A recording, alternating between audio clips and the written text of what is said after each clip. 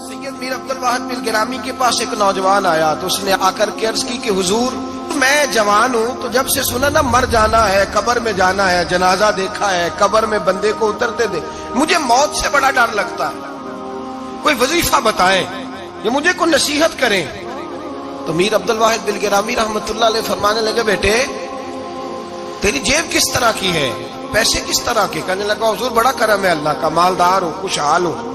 आपने फरमाया एक प्रोग्राम, ये नहीं उसको नफ्सियाती तौर पे मुतमईन नहीं किया, ना आपने उसे कोई वजीफा बताया, ना ज़हनी तौर पर उसे कोई लेक्चर दिया कि फरमाया तेरी माली पोजीशन किस तरह की है? कहने लगा हुजूर मैं अल्हम्दुलिल्लाह मालदार हूँ, अल्लाह ने मुझे नवाजा हुआ है।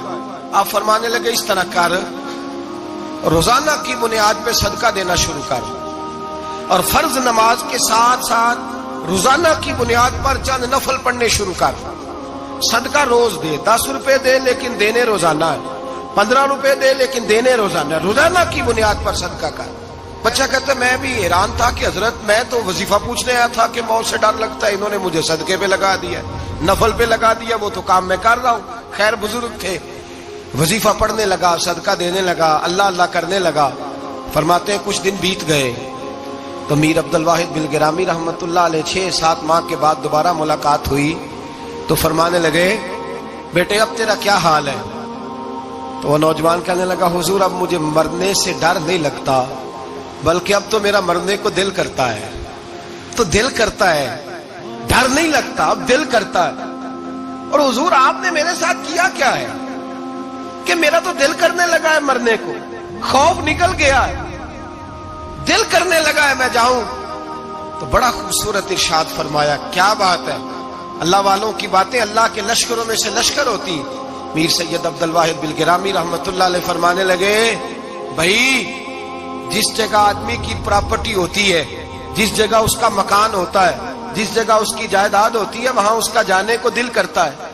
फरमाया अब तूने सदका दे के नफल पढ़ के जन्नत में अपना मकान बुक करा लिया है, अब वहां तेरा प्लाट हो गया है, अब तेरा डर नहीं लगेगा, अब तेरा जन्नत में जाने को दिल करेगा, अब तेरा वहां जाने को जी चाहेगा जहां आदमी की जमीन नहीं होती, जगह नहीं होती, सर छुपाने को मकान नहीं होता। भाई नबी करीम सल्लल्लाहु अलैहि वसल्लम की बारगाह में हजरत उमर आए, बुखारी मुस्लिम में मौजूद, कहते हैं हुजूर उठे चारपाई से तो नबी पाक के कमर मुबारक पर मोटे मोटे बांध के निशान थे। अर्ज की या रसूल अल्लाह सल्लल्लाहु अलैहि वसल्लम कैसर व किसरा तो इतनी मौज में है, या रसूल अल्लाह वो तो इतनी मौज कर रहे हैं और आप इस तकलीफ में। तो महबूब ने फरमाया उमर क्या तुम ये पसंद नहीं करते कि वो दुनिया में मौज कर ले और अल्लाह आखिरत की सारी इज्जतें हमें ही अता फरमा दे? फरमाया मैं तुम्हारी दुनिया से कुछ लेने नहीं आया, मैं तो बतौर मुसाफिर यहाँ वक्त गुजार के पैगाम इलाही देने आया। तो मेरे भाई जब तौहीद बारी ताला पर तवज्जो होती है फिर दुनिया की लज्जतों पे दिल नहीं लगता, फिर इंसान सारी मेहनत आखिरत के लिए करता, फिर उसका ख्याल आखिरत की तरफ रहता है। और मेरे आला हजरत फाजिल मुहद्दिस बरेलवी रहमतुल्लाह ताला अलैह फरमाते हैं जब तेरी तवज्जो तौहीद बारी ताला की तरफ होती है ना, फिर तू अपने आप को संभाल संभाल के नहीं रखता, फिर तो तेरा दिल करता है मैं जीऊं भी तो अल्लाह के लिए, मरूं भी तो, बोल के बताइए, जीऊं भी तो और मरूं भी तो, मेरी जिंदगी का मकसद तेरे दीन की सरफराजी, मैं इसीलिए मुसलमान, मैं इसीलिए नमाजी। फिर दिल करता है कि जीना मरना अल्लाह के लिए हो। फिर सहाबा हुजूर की बारगाह में आके सिफारिशें करते। हजरत अबू साद खुजैमा, बड़ी अजीब हदीस और बड़ा निराला रंग इस रवायत का। हजरत अबू साद खुजैमा रदी अल्लाह ताला अन्हु, इनके बेटे, उनका नाम साद था, बेटे बदर में शहीद हो गए। हुजूर ने ओहद के लिए ऐलान किया तो हजरत खुजैमा आए नबी पाक की बारगाह में और आके खड़े हुए तो अर्ज करने लगे महबूबा मैं दुआ कराने आया हूँ। सहाबा कहते हैं लबू लहजे में इतना हुस्न था, गुफ्तगू में इतनी मिठास थी, उसकी बोली के अंदर इतना प्यार था कि हमारे दिल मायल हो गए कि ये क्या कहने आए। हजरत खुजैमा अर्ज करने लगे या रसूल अल्लाह सल्लल्लाहु अलैहि वसल्लम मेरा साहिबजादा, मेरे बेटे मोहम्मद साद वो बदर में शहीद हो गए थे, या रसूल अल्लाह मैं शहादत से रह गया था। हुजूर हम दोनों बाप बेटे का इरादा था जिहाद में आने का, हम दोनों का प्रोग्राम था, वो कहता था मैं जाऊंगा, मैं कहता था मैं जाऊंगा। फिर हमने कुरानंदाजी की तो कुर्रा मेरे बेटे के नाम निकला, बेटा मेरा आया बदर में, پھر اللہ تبارک و تعالیٰ نے اسے شہادت عطا فرمائی، وہ شہید ہو گیا۔ یا رسول اللہ صلی اللہ علیہ وسلم، آپ نے کل اعلان فرمایا ہے کہ احد کے لیے جانا ہے، اور رات ہی کو میرا بیٹا مجھے خواب میں ملا ہے، اور میں نے دیکھا ہے وہ تو جنت کی نہروں کے قریب سیرے کر رہا ہے، اور مجھے کہہ رہے ابا جی جلدی آ جائیں، یہاں مل کے رہیں گے، مل کے وقت گزاریں گے۔ یا رسول اللہ صلی اللہ علیہ وسلم، میں بے چین ہو گیا ہوں اس کے پاس جانے کے لیے، دعا فرمائے اللہ مجھے بھی شہادت عطا فرما دے، اللہ مجھے بھی شہادت دے دے۔ صحابہ کہتے ہیں اس کی عجیب، اس کا دعا کرانے کا، ہم نے تو دیکھا تھا لوگ دعا کرانے آتے ہیں کوئی مصیبت کے لیے، کوئی پریشانی کے لیے، کوئی آزمائش کے لیے، کوئی بیماری کے لیے۔ یہ مصطفیٰ کریم کے صحابہ کا بارگاہ خداوندی پر اعتماد، توحید باری تعالیٰ پر نظر، کہ وہ کہتے ہیں ہم تو اللہ کے لیے جان دینے کی دعا کرانے آئے، دعا کریں اللہ ہمیں اپنے رستے میں شہادت کی موت دے۔ صحابہ کہتے ہیں نبی پاک نے دعا فرمائی، پھر ہم نے حضور کی دعا کو قبول ہوتے بھی دیکھا، ہم نے اپنی آنکھوں سے مصطفیٰ کی دعا کو قبول ہوتے دیکھا، ہم نے جناب خزیمہ کو احد کے میدان میں شہید ہوتے دیکھا، اور میرے رسول پاک صلی اللہ علیہ وسلم کے صحابہ ان کی طرف دیکھتے تو رشک کرتے، فخر کرتے، کہتے دیکھو یہ وہ غلام ہے جو حضور سے دعا لے کر کے دنیا سے گیا۔ آج جو لوگوں کا مرنے کو دل نہیں کرتا، آج بڑی بڑی بلڈنگیں بناتے ہیں، بڑی بڑی عمارتیں کھڑی کرتے ہیں، بڑی بڑی جائیدادیں بناتے ہیں، ہر بینک میں اکاؤنٹ کھلواتے ہیں، سرمایہ، پیسہ، دنیا داری بناتے ہیں، تعلقات بناتے ہیں، سیاسی سماجی رشتے، دنیا داری کے جھوٹ کے ناطے۔ توحید باری تعالیٰ پر جب اعتماد ہوتا ہے تو انسان جس رشتے کو مضبوط کرنا چاہتا ہے وہ یا خدا کا رشتہ ہوتا ہے یا محمد مصطفیٰ کا رشتہ ہوتا ہے، باقی تو پھر اس کی توجہ ہٹ جاتی، باقی تو ہٹ جاتی ہے توجہ، پھر وہ یہ دیکھتا ہے کہ خدا رسول کے ساتھ رشتہ کس طرح مضبوط ہو سکتا ہے۔ میرے بھائی، توحید باری تعالیٰ اللہ کے رستے میں مرنے کا جذبہ دیتی ہے، راہ الہی میں نکلنے کا شوق پیدا کرتی ہے۔ اللہ تبارک و تعالیٰ کی توحید جب تو کامل طور پر مانتا ہے پھر تیرا آگے بڑھنے کو دل کرتا ہے۔ حضرت سیدنا انس بن مالک رضی اللہ تعالیٰ عنہ فرماتے ہیں، الترغیب والترہیب میں حدیث مبارکہ موجود ہے، فرماتے ہیں احد کے میدان میں یا اس کے علاوہ کوئی ایسا موقع تھا کہ ایک صحابی حضور کی بارگاہ میں آئے، عرض کرنے لگے یا رسول اللہ صلی اللہ علیہ وسلم، ایک تو میں غریب ہوں، دوسرا میری شکل صورت خوبصورت نہیں، تیسرا میرے وجود سے بدبو نکلتی ہے، کوئی میرے قریب نہیں بیٹھتا، اگر میں اللہ کے رستے میں جہاد کروں، اپنی راہ خدا میں جان دے دوں، تو بتائیے میرا رب مجھے کیا عطا کرے گا؟ تو نبی پاک نے فرمایا اگر تو شہید ہو گیا تو سارے دروازے کھل جائیں گے جنت کے، سیدھا جنت میں جائے گا۔ یقین کامل دیکھیے، احد کے میدان میں تلوار پکڑی، جہاد کیا، شہید ہو گئے، صحابہ کہتے ہیں نبی پاک اس کے سرانے آ کے کھڑے ہوئے، اور کیا خوبصورت جملے ارشاد فرمایا اللہ تبارک و تعالیٰ نے اس کی بدصورتی کو خوبصورتی میں بدل دیا ہے، اللہ نے اس کے وجود سے آنے والی بدبو کو خوشبو سے بدل دیا، اور نبی پاک علیہ السلام فرمانے لگے جنت کی حور دروازہ کھول کے اسے کہہ رہی ہے آ جا جلدی جلدی، اللہ نے تیرا نکاح میرے ساتھ فرما دیا ہے، جلدی آ جا، میں تیرے استقبال کو کھڑی۔ میرے عزیز، کچھ لوگ ایسے ہیں جن سے عذاب قبر ہوگا ہی نہیں۔ میرے رسول کریم صلی اللہ تعالی علیہ وسلم نے ارشاد فرمایا کہ جو اللہ کے رستے میں شہید ہو گیا، یہ سنن نسائی میں موجود ہے، اسے عذاب قبر نہیں ہوگا، بلکہ ایک حدیث میں تو فرمایا حساب کتاب ہی نہیں ہوگا، اللہ بغیر سوال جواب کے جنت عطا فرما دے۔ کچھ لوگوں کو لوگوں کی بخشش پہ بھی مسئلہ ہی بنتا ہے کہ کوئی بخشا نہ جائے، اور ایک صاحب کہہ رہے تھے جی یہ کیا معاملہ ہے کہ جمعے کو بندہ مر گیا یا فلانا ہو گیا تو اس سے حساب کتاب نہیں ہوگا، اتنے بڑے جرم لوگوں نے کی، اتنے پاپ، اور جمعے کو مر گیا تو بخشا جائے گا۔ تو میں نے کہا جرموں کا بھی اسے حساب اللہ لے لے گا، لیکن میاں حساب کتاب کی ڈیوٹی نہ اللہ کی ہے، تو بہتر یہ ہے کہ اسی کے ہاتھ میں رہے، تو نہ اپنے ہاتھ میں لینے کی کوشش کر۔ سنن ترمذی کی حدیث، ہمیں پتہ نہیں کیا مصیبت ہے، ہمیں پتہ نہیں کیا مسئلہ ہے۔ ایک جنازے سے میں نکلا، آپ یقین کریں کبھی کبھی کلیجہ پھٹ جاتا ہے، میں ایک جنازے سے نکلا تو میرے ساتھ ایک بندہ جنازہ پڑھ کے نکلا، تو کہنے لگا جی پیر صاحب دیکھیں آج کتنی دنیا آئی ہے، حالانکہ یہ بندہ اس طرح کا تھا، اس طرح کا تھا، اس طرح کا تھا۔ میں نے اسے کہا یار تجھے تو فکر ہی لگ گئی ہے کہیں جنت میں چلا ہی نہ جائے. تو اس طرح کرنا، جنت کے دروازے کے سامنے کھڑے ہو جانا ڈنڈا لے کے کہ میں نے نہیں جانے دینا. شرم آنی چاہیے ہمیں. اللہ فرماتے ہیں جنت اتنی چوڑی ہے جتنے زمین و آسمان، اس کی چوڑائی زمین اور آسمان کے برابر ہے. تو ہم تو اپنے علاوہ کسی کو جانے نہیں دینا چاہتے جنت میں. اور بس کریں، جنت خدا کا فضل ہے. اور اللہ فرماتے ہیں میرا فضل میں جسے چاہتا ہوں عطا کرتا ہوں. یہ سنن ترمذی کی حدیث، اور اس کے راوی حضرت عبداللہ ابن عمر رضی اللہ تعالیٰ عنہ. نبی پاک علیہ السلام نے فرمایا جو مسلمان جمعے کے دن یا جمعے کی رات کو فوت ہو اس کو اللہ تعالیٰ قبر کی آزمائش سے محفوظ رکھتا ہے. جو جمعے کی رات فوت ہو جائے یا جمعے والے، یعنی جمعے رات اور جمعے کی درمیانی رات چلا جائے یا جمعے والے، تو اللہ اسے عذاب قبر سے. تو میرے عزیز، جو بندہ شہید ہو اس سے عذاب قبر نہیں ہوتا. جو آدمی جمعے کے دن یا جمعے کی رات چلا جائے اسے بھی عذاب قبر نہیں ہوتا.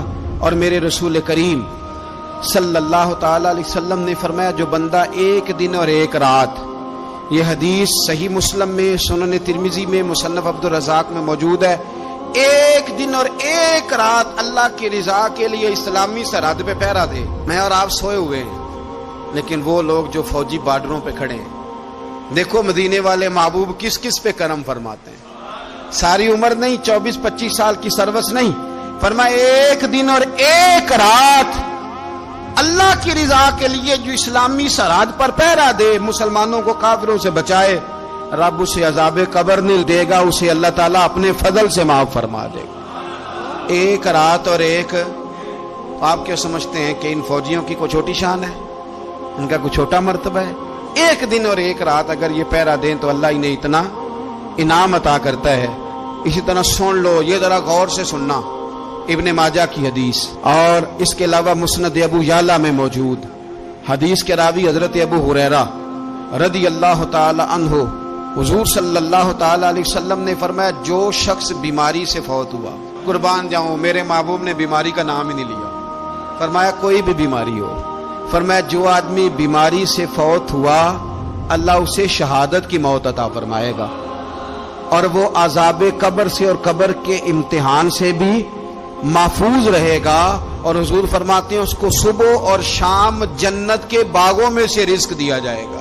جو کسی بھی بیماری سے مرا، یہ لوگ بیماری سے مر رہے ہیں تو لوگوں نے اچھوت سمجھ رہے ہیں. اچھوت، یہ اچھوت نہیں ہے، اس لیے کہ لوارث نہیں، یہ خدا رسول کے ماننے والے ہیں. تم انہیں اچھوت کہہ رہے ہو اور مدینے والے رسول انہیں شہید فرما رہے ہیں.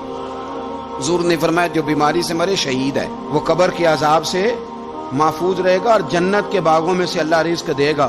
لوگ کہتے ہیں دیکھو جی بڑا تانگ ہو کے دنیا سے گیا ہے، تو اس بندے کو بھی عذاب قبر نہیں ہوتا. اسی طرح جو بندہ سورہ ملک پڑھتا ہے، سنن ترمذی میں حضرت ابن عباس سے روایت ہے کہ حضور صلی اللہ علیہ وسلم کے ایک صحابی نے ایک جگہ خیمہ لگایا تو وہاں سورہ ملک پڑھنے کی آواز آتی تھی، کوئی بندہ پڑھنے والا نظر نہیں آتا تھا. جب حضور کی بارگاہ میں عرض کیا تو فرمایا وہاں قبر تھی اور قبر کے اندر بیٹھ کے میرا صحابی سورہ ملک کی تلاوت کر رہا تھا. اگر ہمیں خسرہ نمبر یاد ہو جاتا ہے نا اپنی جگہ کا، اور ہمیں پتہ ہوتا ہے کہ میرے والا حصہ کتنے کروڑ کا ہے، اگر ساری کہانیاں ہمیں یاد ہوتی ہیں تو سورہ ملک بھی ہمیں یاد ہو سکتی ہے. موبائل پہ اس کو ریکارڈ کر لیں، پھر اس کو سنیں کبھی بھی سورہ ملک میں. اور ہمارے سلسلہ عالیہ میں تو سورہ ملک وظیفہ ہے. ہمارے الوظیفۃ الکریمہ میں اعلیٰ حضرت نے لکھا ہے کہ رات کو سورہ ملک اور سورہ یاسین کے بغیر سونا نہیں. سورہ ملک اتنی شاندار سورت ہے کہ نبی پاک صلی اللہ علیہ وسلم نے فرمایا یہ قیامت کے دن اللہ کی بارگاہ میں ناز سے جھگڑا کرے گی اور کہے گی اے اللہ یہاں تو میرے پڑھنے والے کو جنت عطا فرما یا مجھے قرآن پاک سے علیحدہ کر دے. تو رب کریم پھر اپنے فضل سے پڑھنے والے کو جنت عطا کرے گی. میری اپیل ہے ہر اس شخص سے جو کسی بھی مشکل کا شکار ہے، کسی بھی آزمائش کا شکار ہے، کسی بھی ذہنی پریشانی کا شکار، وہ کسی بھی قسم کے دباؤ کا شکار ہے، کسی الجھن کا شکار ہے، کسی تکلیف میں ہے، کسی درد میں ہے، فقر میں ہے، آزمائش میں ہے، قرض میں ہے، بیماری میں ہے، پریشانی میں ہے، وہ اپنے رب کی بارگاہ میں استغفار پڑھے. استغفر اللہ ربی من کل ذنب واتوب الیہ کثرت کرے، نہیں تو استغفر اللہ استغفر اللہ استغفر اللہ کثرت سے پڑھے. کسی بھی صورت میں اپنے مالک کے حضور استغفار کرتا رہے، کرم ہوتا رہے گا، رحمت ہوتی رہے گی، بخشش ملتی رہے گی، اللہ درگزر فرمائیں گے۔ حضرت امام حسن سے آ کے وظیفہ پوچھا، اس شخص نے کہا حضور اولاد کوئی نہیں تو وظیفہ بتائیں، تو آپ نے فرمایا استغفار پڑھا کر، کیا کر؟ اس نے کہا ٹھیک ہے۔ تو حضور پھر میں دوبارہ کب آؤں؟ تو امام حسن کہنے لگے بے اولاد ہے نا تو، استغفار کا وظیفہ بتایا نا؟ کہا ہاں۔ فرمانے لگے اب اس وقت آنا جب اللہ تجھے 10 بیٹے عطا کرے گا۔ کتنے؟ 2 4 نہیں، 10 ہی کہہ دیے۔ تو حضرت امیر معاویہ رضی اللہ تعالیٰ دیکھا، کہنے لگے حسن اتنا بڑا دعویٰ؟ آپ فرمانے لگے میں نے کہہ دیا نا تو اللہ فضل کرے گا۔ ہاں ہاں اللہ خیر کرے گا، خیر ہو جائے گی۔ وہ شخص کئی سالوں کے بعد آیا، کئی سالوں کے بعد، تو حضرت امیر معاویہ کو بھی ساتھ لایا، کہنے لگا حضور اللہ کے فضل سے اللہ نے 10 بیٹے عطا فرمائے، پورے 10 ہی اللہ نے دیے۔ تو حضرت امیر معاویہ کہنے لگے جناب بات تو آپ کی سچی ہو گئی، پر مجھے بھی بتائیے وظیفہ کہاں سے لیا؟ فرمانے لگے قرآن پاک سے، سورہ نوح کی 10 11 12 آیت پڑھو۔ اللہ فرماتے ہیں تم استغفار پڑھو، میں تمہاری بیٹوں سے بھی مدد کروں گا، مالوں سے بھی مدد کروں گا۔ تو میں نے استغفار بتائی تھی، اور قرآن میرے اللہ کا ہے، رب کا وعدہ جھوٹا ہو سکتا؟ فرمایا 10 بیٹے ملنے تھے، میں نے کہہ جو دیا تھا۔ وہ میرے بھائیوں یاد رکھیں، استغفار اللہ کی رحمت نازل کرتا ہے۔ ایک ہوتا ہے خوف، ایک ہوتی ہے خشیت۔ خوف والے لوگ توبہ کرتے ہیں، خشیت والے استغفار کرتے ہیں۔ ایک ہوتا ہے خوف، ایک ہوتی ہے خشیت والے استغفار کرتے ہیں۔ نبی کریم علیہ السلام نے فرمایا میں دن میں 100 مرتبہ استغفار کرتا ہوں، دن میں۔ توبہ والا کہتا ہے کہ میں بھول گیا تھا، مجھے معافی مل جائے، اور خشیت والا کہتا ہے میرا یار ناراض نہ ہو جائے، وہ استغفار ہی کرتا رہتا ہے، وہ معافی مانگ۔ حضرت رومی نے مثال دی ہے، فرماتے ایک عورت تھی تو بھیک مانگا کرتی تھی، ایک دن بادشاہ کے دروازے پہ بھیک مانگنے گئی تو بادشاہ کو پسند آ گئی، اس نے نکاح کر لیا۔ 20 کنیزائیں اس بی بی کے پاس تھی خدمت کرنے کے لیے، روٹی دینے کے لیے، کپڑا دینے کے لیے، لیکن وہ ہر وقت روتی رہتی تھی، ہر وقت روتی۔ ایک سمجھدار کنیز کہنے لگی کہ ملکہ اب تیرا درجہ بہت بڑا ہے، تو ہر وقت روتی رہتی ہے، معافی مانگتی رہتی ہے ہر وقت، کون سی ایسی نعمت ہے جو تیرے پاس نہیں؟ تو وہ کہنے لگی اس لیے تو روتی ہوں۔ کیا مانا؟ کہنے لگی اس لیے روتی ہوں کہ میں اس قابل نہیں تھی جو مجھے مل گیا، کہیں میرے سر کا سائیں ناراض نہ ہو جائے، وہ کہیں بگڑ نہ جائے، مجھے پتا ہے کہ میں کیا تھی اور مجھے کہاں تک پہنچا دیا۔ میں روتی اس لیے ہوں کہ کبھی کہیں وہ ناراض، حضرت عمر اس لیے روتے تھے کہ کہیں مصطفیٰ ناراض نہ ہو جائے، حضرت ابو بکر اس لیے تڑپتے تھے کہ کہیں اللہ کا فضل روٹھ نہ جائے۔ یہ جو مولا علی اپنے کمرے میں بیٹھ کے زور زور سے استغفار پڑھتے تو اس لیے نہیں کہ بڑے پاپ تھے جن کی معاذ اللہ معافی مانگتے تھے، اس لیے کہ رب رسول کہیں ناراض نہ ہو۔ خشیت تھی کہ جہاں ہم پہنچے ہوئے کہیں وہاں سے واپس۔ استغفار بندے کی اللہ سے صلح کرا دیتا ہے، بندے کی رب سے صلح ہو جاتی ہے جب استغفار۔ دیکھیں نا بڑی سادی سی بات ہے کہ 2 بھائی ناراض ہو تو بڑا کہتا ہے اس نے میری بے ادبی بڑی کی، تو چھوٹا اگر پاس آ جائے اور پیر پکڑ لے کہ چل یار معاف کر دے، تیرا بھائی نہیں۔ پتہ کیا ہوتا ہے؟ صرف معافی نہیں ملتی، ہاں صرف معافی نہیں، چھوٹے نے بے ادبی کر دی، بڑے کو تکلیف ہوئی، بات جب آگے بڑھی نا تو بڑے نے شکوہ کیا، جب لوگوں نے چھوٹے کو سمجھایا تو چھوٹا جب معافی مانگتا ہے، ادھر دیکھو میری طرف، جب چھوٹا معافی مانگتا ہے نا اٹھ کے جاتا ہے اور بڑے کے پیر پکڑتا تو میرا معاف نہیں کرتا، بڑا رو بھی پڑتا ہے، بڑا رو بھی پڑتا ہے، اور وہ کہتا ہے کہ وہ میں اور تو اماں کے پاس اکٹھے بیٹھتے، ایک باپ کی موٹر سائیکل پہ اکٹھے بیٹھتے، تو تیرا اور میرا رشتہ یار تو نے یہ کیوں؟ وہ جو آنسو نکلتے ہیں نا وہ درد ہوتا ہے، وہ کیف ہوتا ہے، وہ سوز ہوتا ہے، وہ لذت ہوتی ہے، وہ پیار ہوتا ہے۔ رب کہتا ہے تو معافی مانگ، انہو کان غفارا، تو معافی مانگ، میں تجھے معاف بھی کروں گا، تیرے اوپر رحمت بھی فرماؤں گا، تیرے اوپر کرم نوازی بھی کروں گا، تجھے نواز دوں گا، تجھے عطا کروں گا۔ حضرت موسیٰ کلیم اللہ علیہ السلام کا زمانہ مبارکہ تھا، قحط پڑ گیا، بارش نہیں ہوتی۔